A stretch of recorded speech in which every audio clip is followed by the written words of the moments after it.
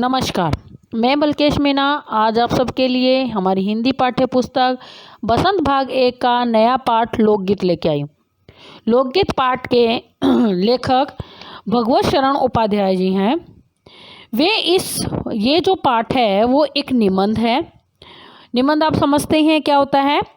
अनुच्छेद और निबंध में फ़र्क होता है। अनुच्छेद जो शब्द उसकी जो शब्द सीमा होती है वो सीमित होती है। निबंध की शब्द सीमा नहीं होती है, वो विस्तार से बताया जाता है।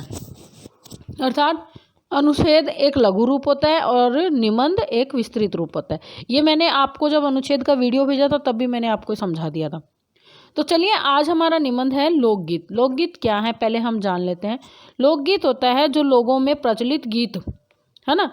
ये शास्त्रीय संगीत के समान ही समझे जाते हैं, पर इनमें क्या होता है, लय ताल नहीं होती है।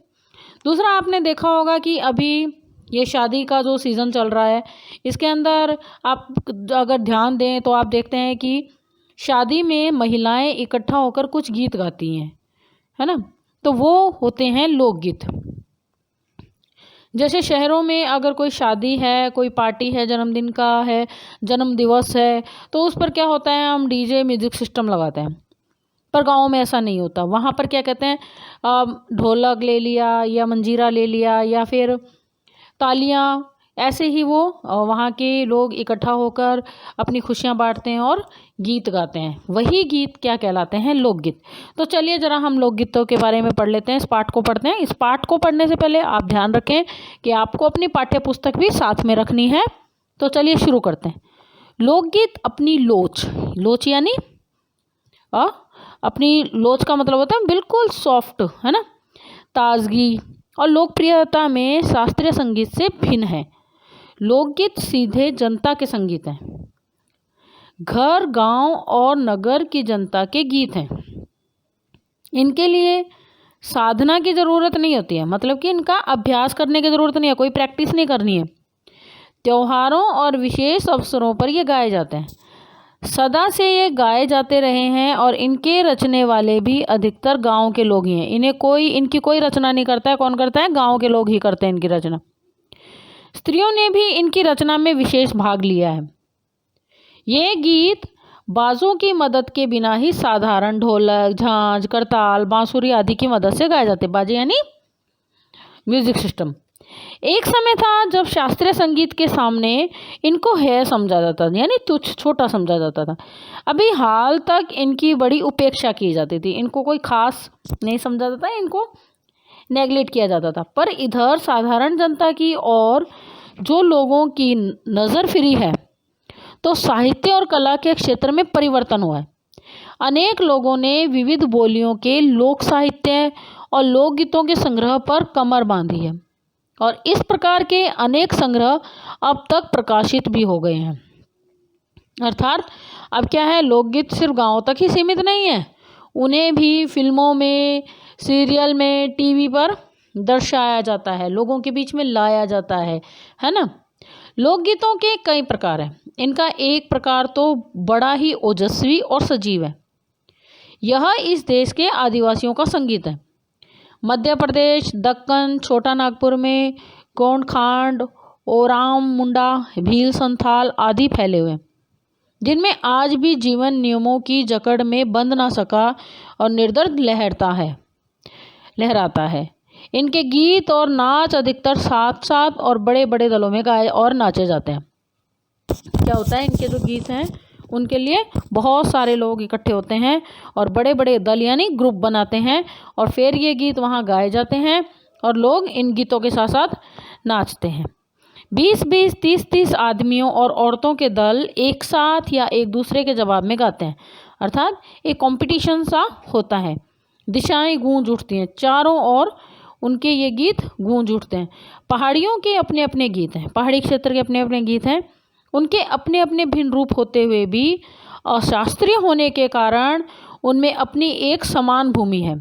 जैसे गढ़वाल, किन्नौर, कांगड़ा आदि के अपने अपने गीत और उन्हें गाने की अपनी अपनी विधियां हैं। उनका अलग नाम है, पहाड़ी पड़ गया है। जो पहाड़ के लोग गाते हैं तो उनको पहाड़ी गीत, उन गीतों को क्या कहा, उन लोगों को ही पहाड़ी नाम दे दिया गया। वास्तविक लोकगीत देश के गांवों और देहातों में है। गांव में ये वास्तविक लोकगीत कहाँ है? हमारे गांव में।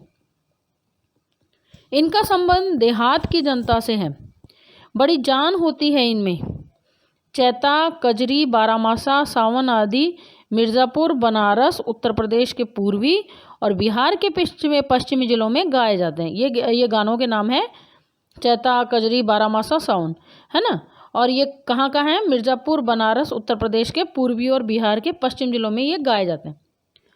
बाउल और भतियाली बंगाल के लोकगीत हैं। गीतों के नाम हैं। पंजाब में माहिया आदि इस प्रकार के हैं, जैसे हीर रांझा, सोनी महिबाल संबंधी गीत पंजाब में, और ढोला मारू आदि के गीत राजस्थानी में बड़े चाव से गाए जाते हैं। इन देहाती गीतों के रचयिता कोई कल्पना को इतना मान न देकर अपने गीतों के विषय रोज़मर्रा के बहते जीवन से लेते हैं। वो इन गीतों की कोई खास रचना नहीं होती है, वो सिर्फ क्या होता है, डेली रूटीन में जो बातें आ रही हैं उन्हीं बातों के ऊपर ये गीत रच दिए जाते हैं, जिससे वे सीधे मर्म को छू जाते हैं, यानी दिल को छूते हैं, दुख को बताते हैं। उनके राग भी साधारण पीलू, सारंग, दुर्गा, सावन, सोरठ आदि हैं। केहरवा, वीरहा, दोहिया आदि देहात में बहुत गाए जाते हैं और बड़ी भीड़ आकर्षित करते हैं। इनकी भाषा के संबंध में कहा जा चुका है कि ये सभी लोकगीत गांवों और इलाकों की बोलियों में गाए जाते हैं। इसी कारण ये बड़े आह्लादकर और आनंददायक होते हैं। राग तो इन गीतों के आकर्षक होते हैं। इनकी समझी जा सकने वाली भाषा भी इनकी सफलता का कारण है। भोजपुरी में करीब 30-40 वर्षों से विदेशिया का प्रचार हुआ है। गाने वालों के अनेक समूह इन्हें गाते हुए देहात में फिरते हैं। उधर के जिलों में विशेषकर बिहार में विदेशिया से बढ़कर दूसरे गाने लोकप्रिय नहीं हैं। इन गीतों में अधिकतर रसिक प्रियों और प्रियाओं की बात रहती है, परदेसी प्रेमी की, और इनसे करुणा और विरह का रस बरसता है। जंगल की जातियों आदि के भी दल गीत होते हैं, अधिकतर विरहा आदि में गाए जाते हैं। पुरुष एक और, स्त्रियां दूसरी ओर एक दूसरे के जवाब में दल बांधकर गाते हैं और दिशाएं गुंजा देती हैं। पर इधर कुछ काल से इस प्रकार के दलीय गायन का आभास हुआ है। एक दूसरे प्रकार के बड़े लोकप्रिय गाने आह्ला के हैं।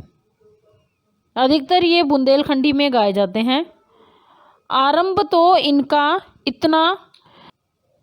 तो इनका चंदेल राजाओं के राजकवि जगनीक से माना जाता है कि इनका आरंभ कब हुआ था, जिनसे आला उदल की वीरता का अपने महाकाव्य में बखान किया।